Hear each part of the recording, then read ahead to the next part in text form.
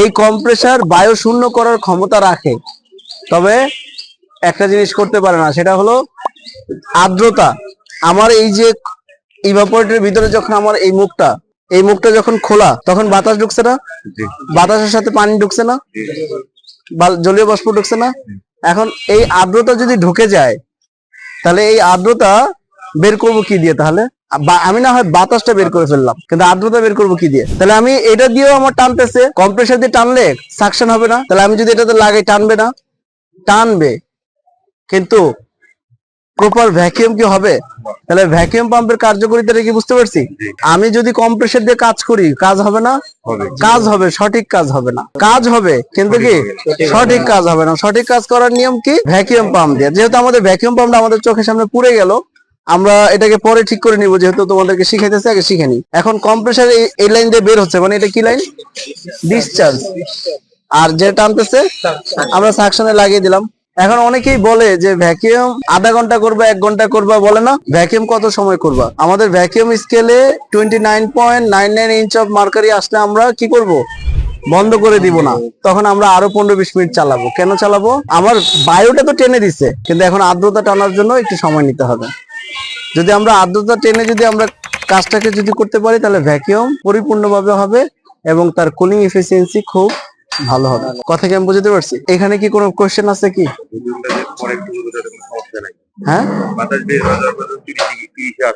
তারপরে যেটা করবো তাতে কোনো সমস্যা হবে না? না, সমস্যা হবে না। ভ্যাকুয়াম যদি আমরা বেশি করি, তাহলে সমস্যা হবে কিনা, এই তো প্রশ্ন নাকি?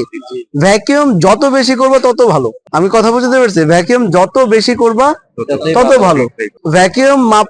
ভ্যাকুয়াম স্কেলের সঠিক মাপার স্কেল হলো মাইক্রন মিটার। আমি কি কথা বুঝতে পারছি? কি মিটার?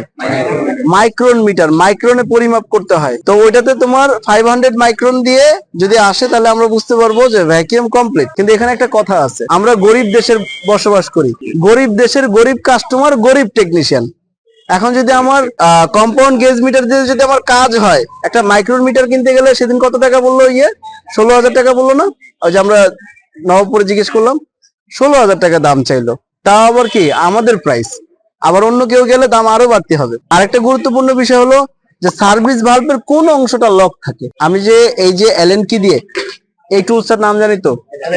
অ্যালেন কি? অ্যালেন কি? এই অ্যালেন কি এইটা, এই যে এখানে যে সার্ভিস ভালভ, ভালভ শব্দের অর্থটা আমরা বুঝেছি না? হ্যাঁ, মানে একটা এখানে অন অফ বা দরজা আছে যেটা বন্ধ এবং চালু হয়। ভালভ শব্দটা যেখানেই আমরা পাবো, hand shutter valve, solenoid valve, thermostatic expansion valve, যে ভালভ শব্দগুলো আমাদের আসবে, তখনই বুঝবো যে ওখানে একটু ওপেন এন্ড ক্লোজ এর একটা ব্যবস্থাপনা আছে। ওইটার কাজটা আমরা আলাদা করে শিখে নিব, বাট এটা মাথায় যেন আমাদের আসে যে এখানে বন্ধ এবং চালুর একটা ব্যবস্থাপনা আছে। তাহলে এখানে যে সার্ভিস ভালভ দুইটা আছে, এই যে আউটডোরে যে অংশটা, এখানে গ্যাসটাকে যে আমরা পাম্প ডাউন করে রাখি, তাই না? তাহলে এই জায়গায় একটা বন্ধ করা আছে, এখানে একটা বন্ধ করা আছে, তাই না? এখন বন্ধটা আসলে কোন পর্যন্ত বন্ধ করা আছে? বন্ধটা কিন্তু তোমার এই গোড়ায় বন্ধ করা। আমি কথা বুঝতে পারছি? বন্ধটা কোথায়? এই গোড়ার ভিতরে, এই পাশে না, কিন্তু এই গোড়ার ভিতরে বন্ধ। এই যে আমার কম্প্রেসার এবং কন্ডেন্সার, এর ভিতরে তো রেফ্রিজারেন্টটা ব্লক করা থাকে, তাই না? লক করা থাকে, যেটা পাম্প ডাউন বলি, তাই না? তাহলে এই কন্ডেন্সার টিউবের ভিতরে, পুরো টিউবের শেষ প্রান্তে আছে ক্যাপিলারি টিউব, ক্যাপিলারি শেষ প্রান্তে আছে সার্ভিস ভালভ। আমি এখান থেকে যদি বন্ধ করে দিই, এখান থেকে যদি আমি বন্ধ করে দিই, তাহলে পুরো গ্যাসটা এই দিক দিয়ে আটকে গেল না?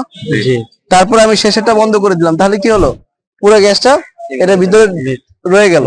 এখানে ভ্যাকুয়াম হয়ে গেলে ইনডোর ইউনিটের যে বায়ুটা যখন বের করে নিয়ে আসবে, তখন আমরা কি করব? তখন আমরা এই গ্যাসটাকে ছেড়ে দিব। গ্যাসটাকে ছেড়ে দিলে আমাদের প্রেসারটা উঠে যাবে, তারপর আমরা কম্প্রেসারটাকে স্টার্ট দিয়ে আমরা চেক দিব। আমরা অন্যান্য যে চেকিং গুলো আছে সেগুলো আমরা করব। এটা এখানে চাপাই। হ্যান্ড শাট অফ ভালভটা, হ্যান্ড শাট অফ ভালভ, এই যে এটা কি করলাম? বন্ধ করে দিলাম। গেজ মিটারের হ্যান্ড শাট অফ ভালভটা, হ্যাঁ। তাহলে এখন স্কেলটা প্রায় 30 ইঞ্চ অফ মার্কারির কাছাকাছি চলে আসছে, তাই না? যদি আমি ভালো মানের ভ্যাকুয়াম পাম্প দিয়ে যদি করি, তাহলে এটা 29.99 ইঞ্চ অফ মার্কারিতে চলে আসবে। এখন আমি কি করব? গ্যাসটাকে ছাড়বো। এখন কি এটার ভিতরে ভাই বাতাস আছে? বাতাসটা কি করলাম? বায়ুটা কি করলাম? বের করে দিলাম। কি প্রক্রিয়ার মাধ্যমে?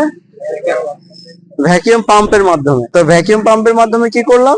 ভিতরে বাতাসটাকে বাহির করে দিলাম। এখন আমরা কি করব? গ্যাসটাকে ছাড়বো। এর ভিতরে গ্যাসটা রিজার্ভ করা আছে, যেটাকে বলা হয় পাম্প ডাউন, যেটা আমরা একটু পরে করব।